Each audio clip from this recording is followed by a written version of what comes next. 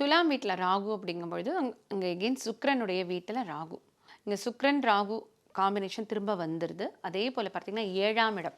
காலபுருஷ தத்துவத்தில 7ஆம் இடத்துல ராகுங்கும் பொழுது, அவங்களுக்கு களத்திரத்தில ராகு.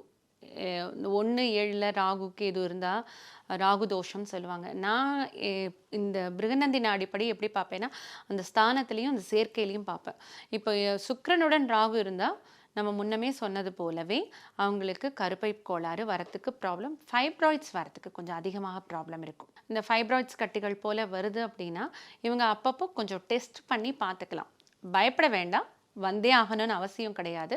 ஆனா டெஸ்ட் பண்ணி பார்த்துக்கிட்டு இல்லைங்கிறத அடிக்கடி அவங்க வந்து சரி செய்து கொள்ளலாம். அதே போல பார்த்தீங்கன்னா, இவங்க தானம் குடுக்கணும். இளங்குழந்தைகள் இருப்பாங்க இல்லையா? அவங்களுக்கு வந்து ட்ரெஸ் வாங்கி குடுக்கலாம். அதாவது தேவைப்படும் குழந்தைகளுக்கு வாங்கி குடுக்கணும். நமக்கு தெரிஞ்ச குழந்தைங்க, சொந்தக்கார குழந்தைங்கலாம் இல்லாம நீடி பெர்சன் இருப்பாங்க இல்லையா? அவங்களுக்கு தேடி சென்று பெண் குழந்தைங்களுக்கு அந்த உடை வாங்கி கொடுத்துட்டு வரும்பொழுது, அவங்க மனசு மகிழும் பொழுது, இவங்களுக்கு உண்டான பிரச்சனைகளானது நிச்சயமாக தீரும். அதேபோல 1 கிராம் வெள்ளி வந்து வெளியில இவங்க தானமா குடுக்கலாம். இவங்களுக்கு முடிஞ்சா எவ்வளோ வேணா குடுக்கலாம். ஆனா வெள்ளி தானம் குடுக்க குடுக்க இவங்களுக்கு இது போல பிரச்சனைகளானது குறையும்.